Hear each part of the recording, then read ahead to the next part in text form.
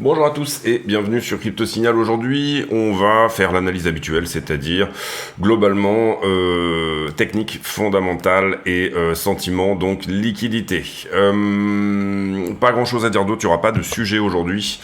On est là sur le Bitcoin face au dollar en daily. J'en profite pour vous dire de vous abonner, mettre un like, c'est très important de mettre un like et éventuellement venir nous rejoindre sur le Discord dont le lien est en description de la vidéo. Je fais aussi des vidéos privées tous les jours que vous pouvez rejoindre en cliquant sur le bouton rejoindre qui est en dessous de la vidéo ou alors moyennant certaines conditions sur le Discord, encore une fois. Donc venez vous renseigner sur le Discord, c'est assez intéressant. Ici, alors d'abord une structure que j'ai pas forcément mise en avant sur le daily mais qui pourrait éventuellement se mettre en place. Il s'agit ici, vous le voyez, d'un triangle symétrique de creux. Vous avez ici le point de contrôle de ce triangle qui possiblement va jouer un rôle dans le futur. Moi, je garde beaucoup en ligne de mire donc l'homothétie, je crois que c'est ça, la ligne qui est au milieu du triangle, celle qui nous permet de voir, et également les lignes de coups des épaules tête-épaule qui souvent jouent un rôle dans le futur. Néanmoins, si jamais là on venait à remonter par exemple au 27 100, redescendre et retester ici par exemple les 26 000, on aurait effectivement une info comme quoi on est en train de donner une 1, 2, 3, 4, même peut-être même la 5 serait ici, et donc du coup en général vous avez une E, soit vous avez un retest de la borne haute et ensuite on dégage, soit vous avez un retest du point de contrôle et ensuite on dégage, soit on pourrait même tout à fait dégager maintenant, c'est-à-dire ici une A, une B et une C qui sort du triangle. Figure de continuation s'il en est, c'est-à-dire continuation à la baisse ici, puisqu'on est sur un triangle symétrique de creux. En général, 57% de sortir à la baisse, 45% de sortir à la hausse, une target qui est atteinte que dans 57% des cas également. Target, ce sera bien entendu ce qu'on appelle une balançoire, c'est-à-dire on prend l'amplitude de la figure dans son ensemble, qu'on reporte au point de cassure. J'ai pas encore calculé la target, donc on va le faire ensemble si j'y arrive. Voilà, on était là-dessus, hop. Comme ceci. Point de cassure, bon, il faut l'imaginer là, on va dire qu'on casse ici par exemple. Et ça nous emmènerait aux 22 228 $. Donc ça nous rajoute peut-être un point de convergence vers une cassure potentielle des 25 000 et éventuellement, malheureusement, une perte de la structure plutôt vers le bas. La cassure ici des 25 000 qui irait dans le sens plutôt d'une flat étendue. On a beaucoup parlé de ce scénario sur la chaîne. En général, un triangle de ce type va casser à 75%, aux 3/4. C'est-à-dire, au niveau du temps, vous le voyez, là, je vous ai mis une barrière de temps, là, vous le voyez, celle-ci, on considérait qu'il irait casser à peu près autour de 52 bars, c'est-à-dire, si jamais il cassait vers le bas, il serait mûr pour casser autour, du 8 octobre. À voir si c'est ça qui continue, pour le moment, je l'ai suffisamment dit, je pense, sur la chaîne, assez souvent sur BTC, ce type de figure chartiste, donc un triangle, peut se transformer en range. Malheureusement, ça veut dire que ici, vous allez avoir par exemple un retest de la borne basse, qui, on va dire, est quelque part, pour moi, elle est plutôt même par là, 25,2, et si ça tient, du coup, on aurait un espèce de range qui se crée. Si jamais on voit une cassure vers le bas, réintégration rapide et cassure vers le haut, vous avez des très très bonne chance de construire un range dans cette zone. Donc on verra comment se fait le développement ici. Personnellement, ça va pas nécessairement avec mon plan de trading. J'ai plutôt dans mon plan de trading l'idée de venir shorter quand on sera à 28,5 et de venir relong uniquement sous la structure, à voir ce que nous donnent les petites structures, et en fonction de ce que nous donnent les petites structures, le 15 minutes, toutes ces choses-là, là éventuellement je pourrais décider de quelle serait la time frame de mon long, et par contre inversement je pense que si je viens shorter autour des 28,5, et c'est pareil, j'attendrai ici une structure de retournement, et bien à ce moment-là, si je viens shorter autour des 28,5, j'aurais plutôt potentiellement dans l'idée d'un long swing, quelque chose d'assez long, qui viendrait d'abord une première fois prendre son TP sous la structure et ensuite potentiellement dans cette zone ici entre les 22 et les 20 000 $ concrètement. Donc voilà, on reste en adéquation avec la structure. On sait que la tendance de fond, elle reste haussière. Je parle ici du weekly, bien évidemment. La tendance en daily, elle reste baissière. Vous le voyez ici, avec des creux de plus en plus bas, désormais au nombre de 4. Et on a peut-être un retournement ici de la daily. Donc il va falloir aussi se dire que potentiellement, si on rentre là-dedans, ça sera malheureusement ça sera contre-tendance. Vous le comprenez ici, si on vient shorter les 28,5, on aura une daily qui sera passée haussière. Ok. Voilà pour le daily, un petit peu long mais intéressant. Dans ce qu'on peut voir d'intéressant par rapport à ce qu'il s'est passé hier, on avait cette 4 heures qui est ici, qui a cassé. On a ensuite assez fortement réintégré. On a quasiment retest ici en bas. Donc personnellement, moi ça m'a suffi et je l'avais déjà expliqué dans la vidéo d'hier. Un breakout qui est un fake out. On rentre sur la première structure qu'on voit haussière. Donc du coup, j'ai rentré un long là-dessus qui pour le moment est autour de 60% de profit. Je vise pas bien haut là-dessus puisque je m'inscris, vous le comprenez ici, dans cette tendance-là qui est baissière. Néanmoins, je trouve qu'il y a pas mal de longues ici sur la zone, donc j'ai déjà pris un petit TP et j'ai déjà remonté mon stop loss également, au cas où tout simplement où on suive une heure qui est peut-être plus baissière, et là pour le coup on va se mettre en 1 heure pour montrer cela. On va d'abord regarder la 4 heures, vous le voyez, 4 heures bougie qui pousse très fort, fake out, bougie d'avalement, et ensuite structure de retournement qu'on peut afficher sur le 1 heure pour le coup, et qui est finalement celle-ci là, le petit W que vous voyez en bas. Donc on reprend ici la traîne, on ne passe pas en dessous.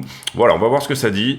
La tendance de fond, encore une fois, si jamais on considère que ça c'est du bruit, pour moi on n'est pas sur une cassure de la 1 heure, mais je trouve que le retournement ici, en tout cas même si on regarde le 15 minutes, était suffisamment intéressant pour éventuellement être pris ici quand on casse à la hausse toute cette histoire. Ce qu'on peut voir d'intéressant également, c'est qu'on s'est fait rejeter par ce qui désormais est redevenu à nouveau une résistance. On a ici un joli breakout au-delà de la résistance, on la reteste une première fois et finalement on réintègre. Ça aurait pu tenir même le niveau rouge qui est celui-là, hein. Vous comprenez que la résistance ici c'est tout le carré jaune et en fait on se fait rejeter par ce point-là. Donc est-ce que c'est un retest à la baisse ou alors est-ce qu'on va réussir à repasser ce point-là? Je trouve qu'il y a un peu de short au-delà de ce point-là, c'est ce qu'on va regarder quand on va voir la liquidité, mais rien n'est moins sûr ici et on est bien évidemment dans une zone un peu difficile où si jamais vous rentrez sur des trades, c'est pas la peine d'aller chercher non plus des TP incroyables.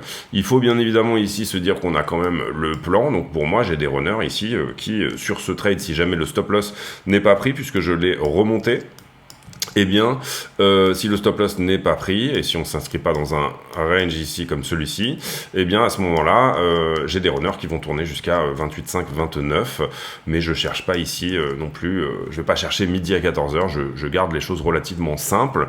Je rentre sur une 4 heures qui est baissière, je suis sur un potentiel retournement certes de la 1 heure, donc je vais quand même chercher mes targets, mais les TP max se trouvent entre ça et ça, tout simplement.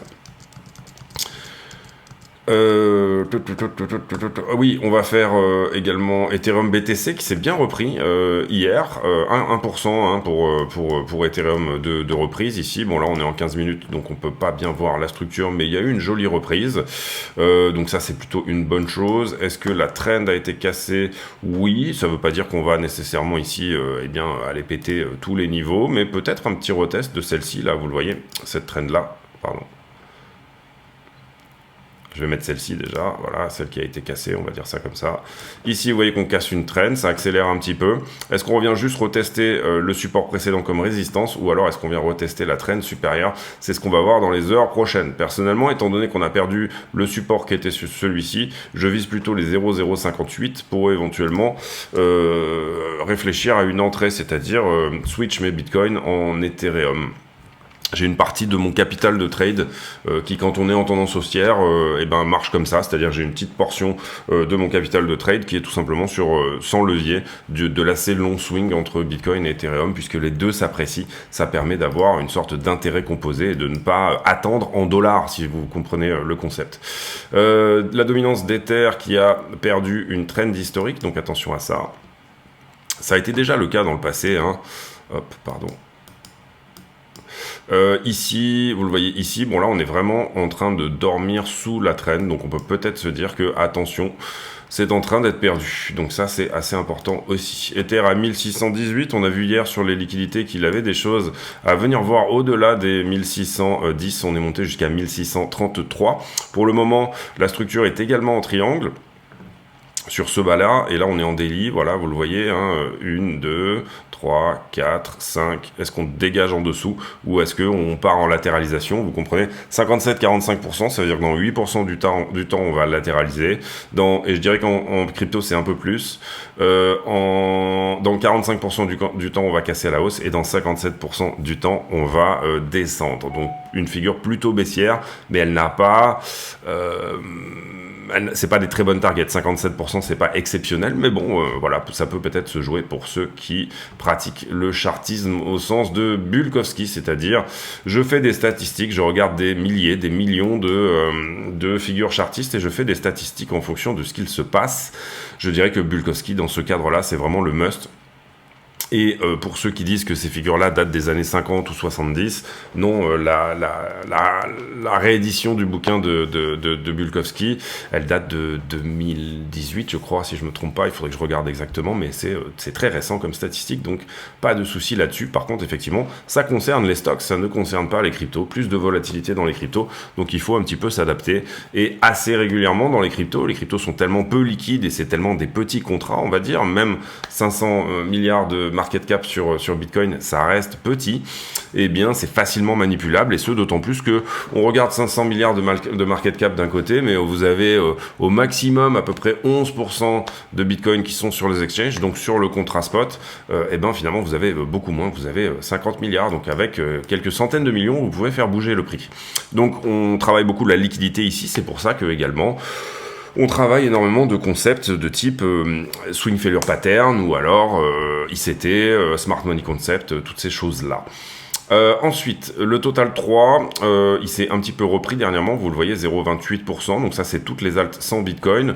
Voilà, pourquoi pas ici, un petit relâchement haussier. On voit peut-être que on aurait éventuellement quelque chose comme une espèce d'épaule tête-épaule inversée ici, si jamais on arrive à casser la désormais résistance aux 330 000, on a peut-être des chances d'aller à 400, qui est le range du moment, hein, vous le voyez ici, 400, ça nous rejette à chaque fois, et on va dire que 300, ça nous donne une impulse vers le haut.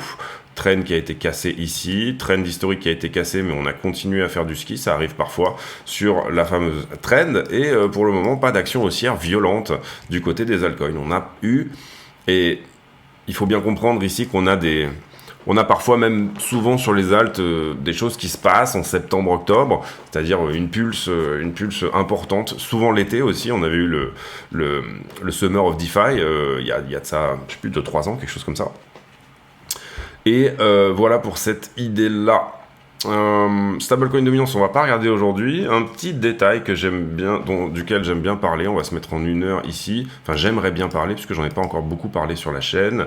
C'est quand vous regardez la différence entre structure sur les perps. Moi, je regarde beaucoup les perps pour avoir le bon prix, hein, tout simplement. Moi, je trade sur Bybit ici, donc j'aime bien aller voir le prix sur Bybit et avoir mon analyse sur, tout simplement, bien évidemment, l'exchange sur lequel je trade. Mais vous allez voir ici la différence, justement, entre prise de liquidité et spot. Sous-entendu, par exemple, ici, vous le voyez, on vient vraiment chercher la liquidité ici sur le 1 heure un tout petit peu plus haut. Et également, vous comprenez que ici en daily, on est passé sous la structure littéralement. Hein, on est venu faire ce liquidity shake sur les perps. En revanche, quand je regarde le spot, eh bien, on n'est pas venu ici perdre le niveau précédent sur le daily, donc ça c'est intéressant. On est venu très légèrement le titiller ici, mais la structure haussière weekly n'a pas été altérée, c'est ça que je veux dire. Et la deuxième chose qu'on peut voir éventuellement, c'est que sur les prises de liquidité qui sont celles-ci, vous voyez qu'on termine au-dessus ici et largement au-dessus. Donc, qu'est-ce que ça peut nous dire cette histoire ? Eh bien, ça peut nous dire que potentiellement, effectivement, la 4 heures est en train de se retourner et que ça c'est peut-être potentiellement un creux majeur. Je parle notamment de celui-ci ici. Alors que sur les perps, vous voyez, on va jouer ici au jeu des 7 erreurs, on l'a quasiment pris. Hein. On est au contact.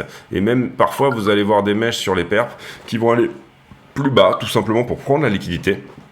mais qui ne vont pas nécessairement refléter ce que fait le spot. Donc je vous invite à avoir un petit peu une vision croisée sur les deux, et quand vous avez un mouvement qui se passe sur le spot, de bien réfléchir, est-ce que ça altère réellement ma structure sur les perps dans lesquels il est normal qu'on vienne chercher ici des prises de liquidité plus importantes, hein. Notamment on l'a vu sur ce point-là ici, où on termine au 24,2 sur les perps, et où sur le spot, on termine au 25,100. Vous avez $1000 de différence, littéralement, entre ce que vous dit le spot et ce que vous disent les perps. Donc, est-ce qu'on garde une analyse de structure vis-à-vis du spot ou vis-à-vis des perps? Pour moi, il faut avoir l'analyse des deux, et surtout en ce moment où on est principalement drivé par la liquidité. Très peu d'achats au spot, hein, en ce moment, vraiment, c'est pas la folie au niveau de l'achat au spot. Je pense que les ETF vont amplement aider à régler ça, les ETF spot, j'entends. Et voilà, il faut quand même ici... Alors, je vais mettre en pause parce que j'ai pas regardé les news encore, et j'aime bien jeter un œil avant de faire la vidéo. Excusez-moi une petite seconde. Alors, on fait ici l'analyse d'abord du Twitter de CryptoSignal, sur lequel je retweete des trucs assez intéressants. Ici, Ray Dalio. Alors, la vision de Ray Dalio, globalement, là, il est en train de nous expliquer un petit peu Bitcoin. Sa vision, c'est de dire... Je pense qu'il va y avoir un combat des monnaies qui va se mettre en place dans les prochaines années, et on le voit effectivement, on est dans une forme de déglobalisation de l'économie. Donc oui, l'analyse est intéressante. Derrière, il nous dit, je pense que Bitcoin va faire partie de ces monnaies pour lesquelles il y aura un combat pour être entre guillemets la première. Et il nous dit, pour le moment, le seul problème que je vois sur Bitcoin, c'est que c'est pseudonyme, mais c'est traçable. Et j'ai un problème avec ça, au sens où toutes les transactions peuvent être tracées. Et oui, je suis totalement d'accord avec ça. On a un problème ici de privacy. On a un problème sur le Bitcoin il faut un layer 2, il faut un mixeur, il faut quelque chose qui vous permette d'une certaine manière, oui, quand vous allez acheter un lingot d'or, vous allez le cacher sous votre matelas. Tout ça n'est pas traçable. Et effectivement, l'or a cet avantage sur Bitcoin qu'il est totalement anonyme, en tout cas si vous n'achetez pas de l'or papier. Je trouve ce mec vraiment super intelligent, il a une vision de fond qui est vraiment intéressante, donc du coup, n'hésitez pas éventuellement à aller voir cette vidéo si vous êtes sur le Twitter. Ici, Benjamin Cohen, qui nous montre en fait le S&P sur la masse monétaire en circulation aux États-Unis. Vous voyez qu'en 2020, 2021 et 2023, on atterrit aux mêmes endroits, c'est-à-dire que la résistance est la même. Ici, on corrige tout simplement l'inflation. Enfin, c'est plutôt, on utilise la théorie quantitative de la monnaie, c'est-à-dire la monnaie en circulation va augmenter l'inflation, pour dire que finalement, c'est pas le S&P qui augmente d'une certaine manière, ça va plutôt être le dénominateur, le dollar, qui diminue puisqu'on est en train d'en imprimer plus. Donc vous le voyez, c'est très, très propre ici, le rejet finalement sur ce point de liquidité. Où vont les millionnaires? Bon, ça c'est un truc que j'avais principalement, en tout cas on voit que la France continue d'attirer les millionnaires pour sa qualité de vie. En 2020, 18% des bitcoins qui étaient sur les plateformes d'échange, et ce chiffre est désormais de 11%. Ici, pour ceux qui s'intéressent aux actions des mineurs américains, une analyse assez intéressante où vous voyez que ceux qui ont le meilleur prix de revient pour un bitcoin, ça va être Riot en ce moment, et d'ailleurs le cours de l'action se porte plutôt bien. Marathon qui a un assez mauvais coût de revient sur leur bitcoin, peut-être des moins bonnes machines, une électricité qu'ils payent également peut-être un peu plus cher. Et moi je m'intéresse énormément en ce moment à CleanSpark, et vous voyez CleanSpark qui sont autour de 19 000, donc très largement au-dessus de Riot. Personnellement, j'ai du Riot, j'ai du Marathon, assez déçu par l'action de prix sur Marathon, sincèrement. J'ai du CleanSpark. Et voilà, dans mon portefeuille, on va dire mineur, ce sont les trois que j'ai et que j'affectionne particulièrement, sur lesquels je DCA. Ici, assez marrant, quand c'est votre troisième bear market, et vous voyez le mec qui vire l'ours de chez lui comme ça, il le traite comme un clébard, hein, l'ours lui met une petite tatane quand même, mais il arrive à le faire sortir de chez lui. J'ai trouvé ça assez rigolo. C'est vrai que les ours sont de la famille des canidés, hein, ça ressemble énormément aux chiens. En tout cas, c'est probablement mieux de faire comme ça que de leur mettre un coup de 12 entre les oreilles. Voilà. Mais en tout cas, c'est marrant si c'est votre troisième bear market. Taïwan qui fait du ban crypto, visiblement, en tout cas tout ce qui n'est pas registered chez eux va être banni de Taïwan. Et attention à ça, et je vais revenir à ce sujet-là assez rapidement. Je vais y revenir tout à l'heure, je vais vous expliquer un petit peu le fond de ma pensée là-dessus. Gary Gensler qui a fait hier, il s'est fait démonter par le Congrès, mais vraiment démonter. C'est presque triste pour lui quand on regarde. Pour moi, Gary Gensler est quelqu'un qui est au final pro-Bitcoin, mais c'est un pantin, je pense. Est-ce qu'il est là pour faire retarder les ETF Bitcoin et est-ce qu'il est à la solde de BlackRock ? Possible.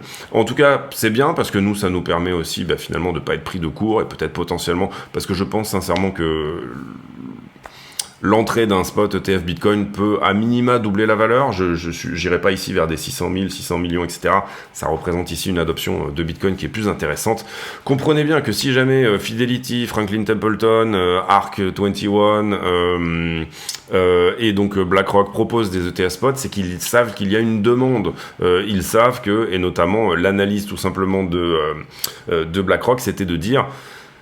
On a tellement de recherches sur le Bitcoin, et vous savez que BlackRock a Aladdin, c'est-à-dire qu'ils ont vraiment énormément de...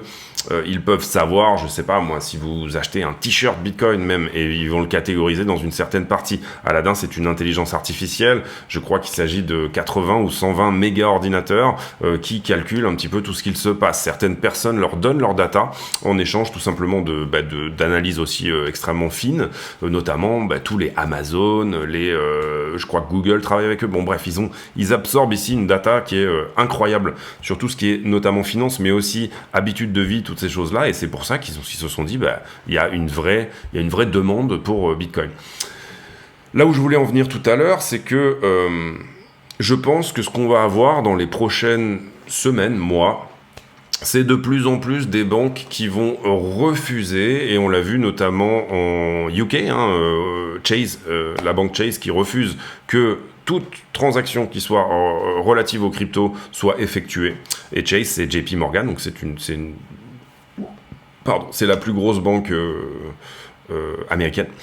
Et donc, je pense que ce qui va se passer, c'est qu'on va vous refuser l'accès dans les prochains temps, petit à petit. Et d'ailleurs, on le voit un petit peu. Moi, personnellement, ma banque, maintenant, elle me demande si je veux faire un virement, par exemple de mon cash pour l'envoyer sur un exchange, elle va me demander ma déclaration, je sais pas, 78B, je sais plus le chiffre, qui montre que tout simplement j'ai déclaré mes cryptos par rapport à ces moments-là, etc.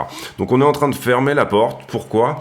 Parce qu'on ne veut pas priver les banques commerciales de vous donner ce fameux accès-là aux ETF dans le futur. C'est-à-dire que le média pour accéder au Bitcoin prochainement, et je pense que du coup, effectivement, les altcoins pourraient en pâtir parce que il n'y a pas nécessairement d'ETF. Bon, il y a un ETF sur Ethereum qui arrive, mais je pense ici que le média des banques commerciales va devoir se faire par l'ETF, les ETF, et que donc du coup, on aura nécessairement une forme de blocage à l'entrée qui va se développer dans les prochains mois, ou en tout cas jusqu'à ce que les ETF soient acceptés, et ensuite par la suite.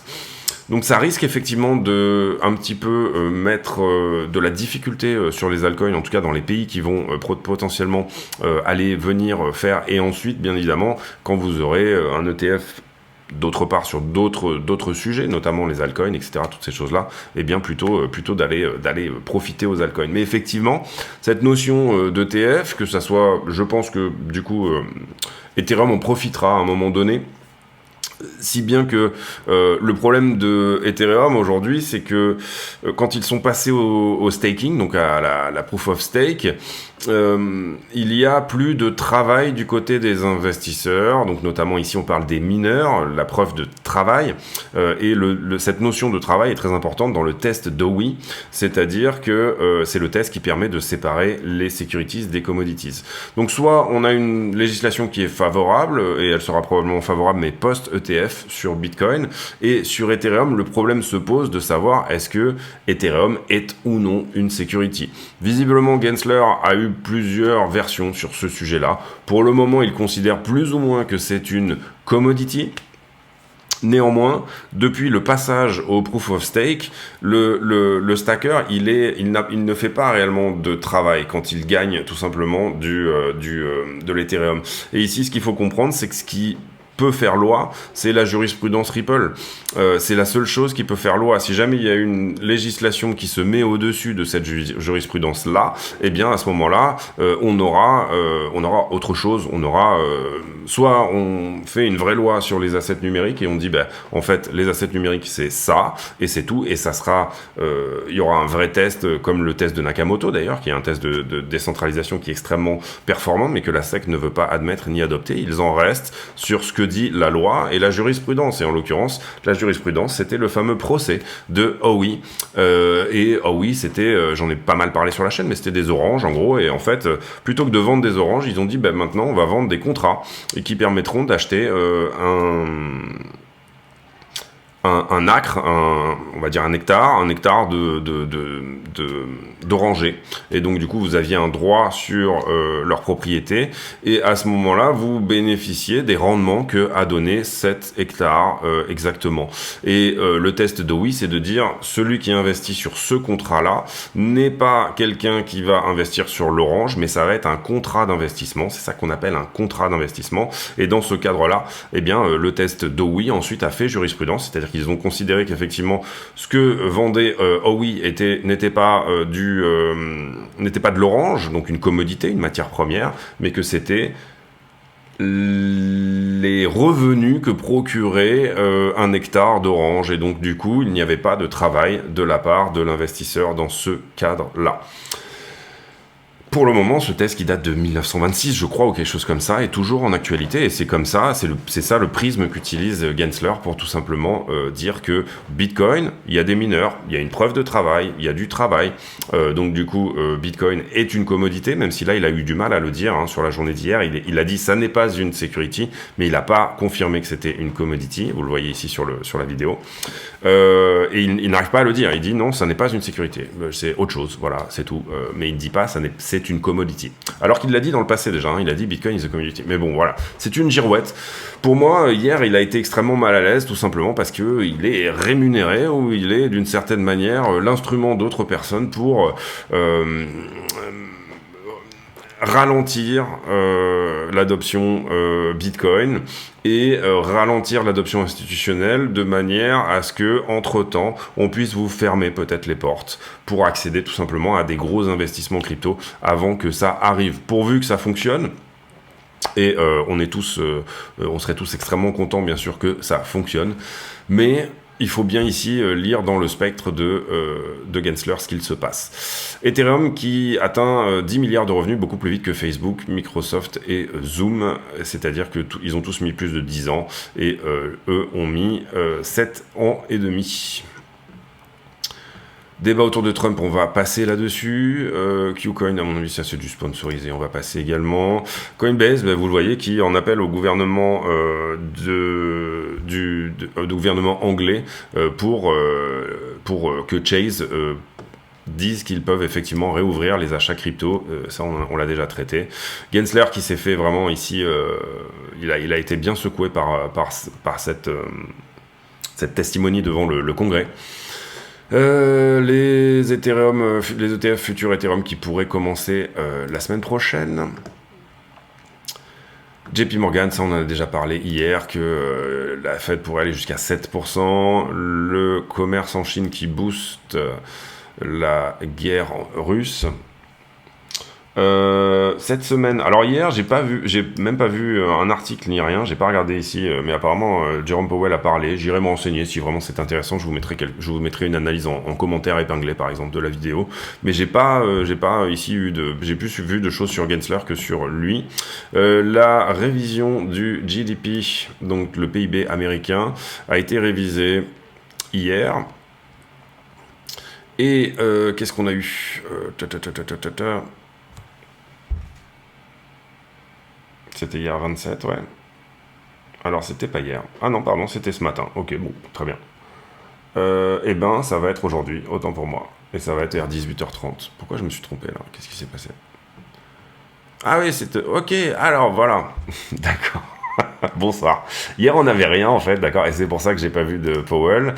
Et ça sera tout ça aujourd'hui, autant pour moi. On est le 28, là, autant pour moi. Donc, pardon. Bonsoir. Donc, ici... GDP, ça sera aujourd'hui et ça sera à 14h30. Et le discours de Powell, il sera à 20h, si je ne me trompe pas. Oui, c'est ça, plus 6. 4h, non, pardon. 16h plus 6, 22h. 22h, discours de Powell, et 14h30, le GDP, la révision du GDP. Donc, c'est-à-dire que la révision du GDP, c'est quoi? On a eu le PIB, on a eu les chiffres en fonction de ce qu'il se passait en ce moment, etc. Les premiers chiffres sont sortis et ils sont révisés au fur et à mesure que la data, tout simplement, sort. La peur extrême qui est revenue sur les marchés US. Donc, le Fear and Greed doit être dans l'extrême fear, je pense, en ce moment. On ira vite fait faire un tour sur le S&P tout à l'heure. Ensuite, ici, 100 millions de liquidés hier, donc plutôt une belle journée. On a liquidé principalement du short. Ça, c'est intéressant parce qu'on a eu une action de prix un petit peu dans les deux sens. Et on liquide à peu près la moitié sur Bitcoin, Ethereum. Et après, on a un petit peu tout le monde dans le. Si on a Fitfi ici qui rentre dans le top 10, qui n'y était pas. Mais globalement, c'est à peu près les mêmes que toute la semaine. Trading Light. Alors, sur Trading Light, on va pousser un petit peu l'analyse ici. Beaucoup d'ordres à l'achat au 24 800. Il va falloir du momentum pour y aller, mais peut-être que certains vont également pousser le prix. C'est comme ça qu'il faut lire le carnet d'ordre, pour que leurs ordres soient fill. Ce qu'on peut voir en ce moment, c'est beaucoup d'actions de prix, et c'est souvent le cas, finalement, entre les 28,5 et les 24,8, qui sont les deux grosses bornes de ce range, et pas grand-chose au milieu, ici, autour du point de contrôle sur lequel on est désormais. Si jamais on est dans un range, bien évidemment, dans cette zone. Demain, on a une grosse expiration d'options. Je pense qu'on doit être à 5 ou 6 milliards d'open interest sur cette expiration-là. Demain. Et sur Bitcoin, vous aurez un max pain price qui sera à 26 500, c'est-à-dire au prix actuel. Et sur Ether, vous avez un max pain price à 1650, c'est-à-dire 20 $ au-dessus du prix actuel. C'est une grosse expiration au sens où vous le voyez. On a ici 1,78 milliard sur Ether et 3,11 milliards, donc à peu de choses près, quasiment 6 milliards d'expiration demain. Pourquoi? Parce que c'est une fin de mois. Septembre, octobre, novembre, décembre, c'est même une fin de trimestre. Donc du coup, c'est pour ça que c'est une grosse... Parce qu'en fait, ces options-là, de fin de mois et de fin de trimestre, elles sont ouvertes avant tout le monde, et c'est pour ça que c'est des options sur lesquelles il y a plus de monde. Donc vous avez ici, globalement, un ratio put contre call qui est en faveur des calls, donc les gens étaient plutôt bullish. Faire perdre le maximum de gens, ça serait être à 26 500. Et voilà, donc des bonnes chances de rester dans la zone, en tout cas aujourd'hui. Les marchés en levier, c'est plutôt propre. Vous le voyez, on est venu chercher le point qu'on avait mis ici, on est venu chercher celui-là. Finalement, on vient chercher également la liquidité au-dessus de ce point-là. Là, ça paraît relativement... Vous le voyez ici, on avait une grosse latéralisation. On avait une assez longue latéralisation ici, et désormais, là, on est venu juste taper la liquidité qui était en haut. Ici, vous aviez des shorts, et ils avaient leur stop exactement sur cette zone-là. On a poussé, on est venu chercher même quelques liquidations, et derrière, on avait fait ce qu'on avait à faire, donc le prix s'est retourné. En ce moment, je le répète, un prix qui est énormément drivé par la liquidité. Vous voyez que sur cette montée, on avait pris pas mal de shorters, puisque le prix descend, mais le prix monte, l'open interest monte et le funding descend. Ça veut dire qu'on a du short qui rentre, tout simplement. Derrière, sur la descente, beaucoup de shorts qui prennent profit, à mon avis, parce que vous le voyez ici, on est revenu au niveau 0 d'open interest. Ça, c'est une première chose. On a également, à mon avis, du long qui est rentré sur ce mouvement-là. Donc, on va décaler ça. Pourquoi? Parce que l'open interest ne vient pas faire un tour dans le négatif. Théoriquement, si ça n'avait pas été le cas, on aurait fait un retour ici dans la zone du funding négatif. Prédominance de short. Donc, ça, pour moi, ça veut dire que 1, les shorts sortent, et 2, ça veut dire que les shorts sont sortis assez vite. Ici, ça recommence à shorter, vous le voyez, notamment sur la zone qui est celle-ci, puisque j'ai une reprise de l'open interest avec un prix qui certes augmente, mais le funding descend à nouveau, et pour le coup, là, on est en train de venir chercher de l'open interest négatif. Donc on peut éventuellement se dire que oui, le prix, même on pourrait décaler ça ici, puisque vous le voyez ici, ça continue à descendre, ici ça continue à monter, ici ça continue à monter. Donc divergence entre ce que nous dit le funding, l'open interest et le prix. Ether, USDT, PERP, Ether qui a un peu plus poussé que Bitcoin sur ce mouvement. Alors là, c'est très propre aussi. On a pris cette borne-là. On est venu chercher même une vieille borne qui était ici. Toujours pareil, on est venu chercher la liquidité au-delà de la latéralisation qui était celle-ci, qui était la précédente. Ici, vous le voyez également, ça a poussé sur du short. notamment ici, hein, un tout petit peu, grosse ouverture d'open interest, derrière on revient chercher encore plus bas. Donc qu'est-ce qu'on a? On a ici potentiellement du short en haut, c'est pas énormissime parce que beaucoup ont pris profit sur la descente, hein, c'est la même lecture ici, sinon on serait bien en open interest négatif. Est-ce qu'on a du long ici? Oui, mais c'est pas énorme.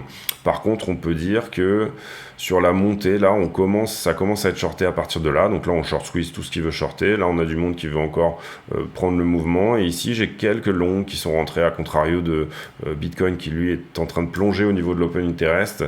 C'est pas vraiment le cas sur Ether. Est-ce que Ether va finir d'ici demain à 1650, le max pain price? Question qu'on peut se poser. En tout cas, c'est une grosse expiration demain. Ensuite, les poches de liquidité. Désolé, c'est une vidéo qui sera un peu longue, malgré le fait qu'on a fait que de l'analyse, mais on a pas mal parlé de beaucoup de choses. Alors moi, ce qui m'intéresse ici, c'est de voir combien se sont faxés, là, ici, en long sur la montée. Vous voyez que c'est pas énorme, en tout cas aux yeux de iBlock. Vous voyez la grosse position ici qui s'était ouverte sur Bitcoin et qui est désormais liquidée si jamais elle était en x100, en phase d'être liquidée si jamais elle était en x50. Derrière, la grosse poche de liquidité pour moi se trouve au fait de reprendre le pic qui a été fait hier, c'est-à-dire 26,9. Et en bas, si jamais on décide d'aller en bas, on serait plutôt vers les 25,8. Le delta shorter longer sur 5 jours est passé en positif. Sur Ether, et bien même chose, on avait pas mal de short ici, plus que de long, en tout cas frais, hein, on parle ici de fraîcheur. On reprend les 1638 si jamais on veut aller prendre l'argent en haut. Attention ici à cette position qui est un petit peu conséquente autour de 1609. Delta positif également. Sur la descente ici, on en a bouffé pas mal, mais ça reprend un delta positif sur les 5 derniers jours. Si jamais on doit aller juste en bas, hein, et sortir du monde en longue, ça sera 1580. Si on veut sortir tout le monde, ça sera 1556. La 12 heures qui va nous dire un petit peu le sentiment du moment et la liquidité, on va dire, la plus fraîche. Sentiment mitigé, j'aurais tendance à dire, mi-figue, mi-raisin, avec autant de short que de long sur BTC. La One Week, et là, vous le voyez, c'est là que je vous dis que c'est intéressant. On est passé dans le jaune sur cette borne de liquidité là. Donc de 25,6 à 26, on a désormais quelque chose à venir prendre. Est-ce que c'est plus important que ce qu'on a à prendre en haut? Pas encore. Et la fraîcheur de la liquidité, vous le voyez, elle est en short ici. Là, pour moi, le plus frais, c'est ça. Et là, pour le coup, c'est en short et c'est entre 26,6 et 26,8. Donc attention, si on allait à 26,8, qu'on se retournait, qu'on venait chercher la borne basse ici, en tout cas, vous le voyez ici, on avait un petit peu peur que le fait de trop traîner dans la zone nous emmène tout simplement la zone des 25,5 à devenir trop conséquente sur la One Week, et désormais on peut dire que ça y est, c'est le cas. On a un peu trop traîné. Donc pour ceux qui sont longs sur cette borne là, vous êtes quelque part dans la liquidité maintenant, vous êtes la liquidité. Même si vous étiez en avance sur le mouvement, le fait qu'on le latéralise n'est pas une très bonne chose pour votre potentiel stop loss, si jamais il est à l'endroit où il est resté, on va dire ça comme ça. 1582 à prendre en bas, Ether beaucoup plus longué que shorté sur la 12 heures, et c'est un petit peu la lecture qu'on en avait, vous comprenez, quand on a fait les bornes de liquidité, hein. Ici on cherche des convergences. Borne de liquidité ici également assez forte, quelque chose sur Ether à venir prendre 1655. Encore une fois, est-ce que les options vont jouer ici ou pas, c'est-à-dire tenir le prix cette nuit dans la zone des 1600-1640, et ensuite on aura le gros dump éventuellement demain pour aller chercher ça. Pourquoi pas, sincèrement pourquoi pas. Sur la One Week, ça serait ultra propre sur Ether de venir chercher 1655 par exemple, d'être autour de 1645, 1650 demain, et ensuite demain après 9h-10h du matin venir faire ce mouvement qui permettra d'aller chercher la liquidité en bas. Donc attention dans la zone, vous marchez en terrain miné. Personnellement, moi, ce que je suis en train de faire là, c'est tout simplement de resserrer au max mon risque. Je trouverai des points d'entrée plus tard. Bitcoin ne va pas s'arrêter de tourner demain.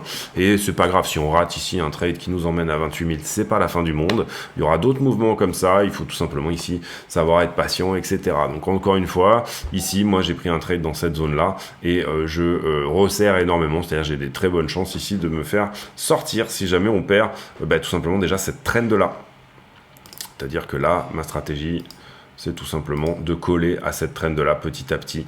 Et si jamais on la perd, je pense même pas rechercher un point d'entrée, je pense même pas shorter, je regarderai ici ce que me dit la structure et ensuite j'irai voir éventuellement. Enfin voilà, bon, ma stratégie en ce moment, c'est étant donné que c'est pas ma zone, c'est pas la zone que j'ai envie de trader en ce moment. En fait, je fais plus ou moins de l'intraday moins, quasiment du scalp. Voilà, enfin c'est un peu ça, des trades de 3-4 heures qui me permettent de sentir un retournement, sentir une structure, aller prendre ce qu'il y a à prendre et puis derrière ne pas m'enflammer sur des targets plus importantes. Encore que si on tient ici et si ça pousse, vous le comprenez, j'ai des runners plus hauts, mais j'ai aussi un stop loss qui serre, qui est serré, qui se serre au fur et à mesure le long de cette trend, tout simplement parce que je suis pas sûr de la direction ici, vous l'avez compris. On a une 4 heures qui est baissière, on a une 1 heure qui est peut-être potentiellement haussière. Je suis pas un trader ici moi j'aime bien engranger tout le temps des petits gains. Et que mon trading fonctionne à long terme. Je suis passé à côté de grosses opportunités, mais ça me dérange pas à partir du moment où tout simplement mon trading est consistant et qu'il dans le temps il se tient bien. Et ben ça, j'ai aucun problème pour moi à me faire sortir en profit avec mon stop loss bien serré. C'est une manière de faire. Il faut vraiment que vous ayez la vôtre, hein, tout simplement, que ça corresponde à votre déjà l'humeur du moment. Votre psychologie, votre rapport à l'argent, votre rapport au trading, la certitude que vous avez la confiance que vous avez dans votre système de trading ou pas, la psychologie passée aussi, voilà, toutes ces choses-là, bien évidemment, moi personnellement, je préfère, allez, on va dire ça comme ça, je préfère gagner tous les jours, je sais pas, on va prendre un exemple, hein, c'est pas ce que je gagne ou pas, mais on va dire, je préfère tous les jours aller gratter 1 000 €, admettons. Tous les jours aller gratter 1 000 € à peu près, et puis derrière ne pas accuser des journées où j'ai des pertes de 10 000 ou des gains de 10-20 000. Je préfère voilà, tous les jours avoir quelque chose de constant, mais que tout simplement de regarder des journées où je vais perdre 10-20 000 €. Voilà, ça je le vis mal, alors que finalement avoir un trading assez consistant, potentiellement perdre 1 000 € sur la journée, gagner 2 000 le lendemain, voilà, ce genre de choses, ça me convient très bien. C'est pour moi tout à fait convenable. En termes de support, résistance, eh bien, cette épaule-tête-épaule là reteste plus que de nature, et je vous l'avais dit plus ou moins, je trouvais que l'épaule ici était très basse, celle-ci, si jamais on est sur une épaule-tête-épaule, et vous voyez qu'on a enfoncé l'épaule droite ici. On est ici sur une zone qui théoriquement devrait faire résistance. Si jamais on passe sur le daily, d'ailleurs elle a résisté, là on est en 1 heure, mais elle a résisté d'une certaine manière. Réintégrer ici et repasser au-dessus des 26,8 pourra nous donner un signal qu'on est en train de retourner la daily. Ensuite se faire à nouveau repousser sur cette zone où vous voyez que c'est assez propre ici, le précédent rejet là d'aujourd'hui sur celle-ci, voudrait dire tout simplement qu'on va plus bas. Donc peut-être qu'à ce stade il pourrait être éventuellement intéressant de commencer à se préparer éventuellement à ce qu'on fasse ça, c'est-à-dire qu'on vienne chercher sous la structure dans son ensemble. Ici vous comprenez qu'on a une espèce de triple bottom, il y a une poche de liquidité qui est celle-ci qui est en train de grossir. Néanmoins, les options me disent que potentiellement on pourrait tout simplement faire ça jusqu'à demain matin, et puis peut-être derrière nous donner soit le dump, soit le pump. Voilà pour la conclusion de cette vidéo. J'espère que cette vidéo une nouvelle fois vous a plu. Il y a toujours du business à faire et des choses à prendre dans ces zones-là. Par contre, resserrez vos time frames et resserrez vos zones de profit, etc. Pour moi, ça serait ça. En tout cas, c'est l'idée du moment en ce qui me concerne. Je vous souhaite à tous une très bonne journée. J'ai pour habitude en fin de vidéo de poser une question à la con, c'est-à-dire une question qui n'a rien à voir avec le prix du Bitcoin.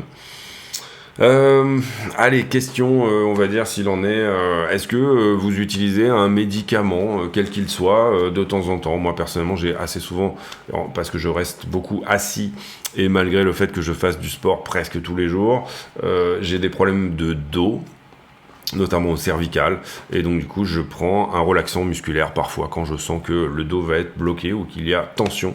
À ce moment là je prends un relaxant musculaire. Voilà, question à la con, c'est toujours ça l'idée, c'est d'avoir une question vraiment con, donc là elle est bien con. Je vous laisse là-dessus, on se retrouve demain pour une nouvelle vidéo. D'ici là, portez-vous bien, à très bientôt, ciao.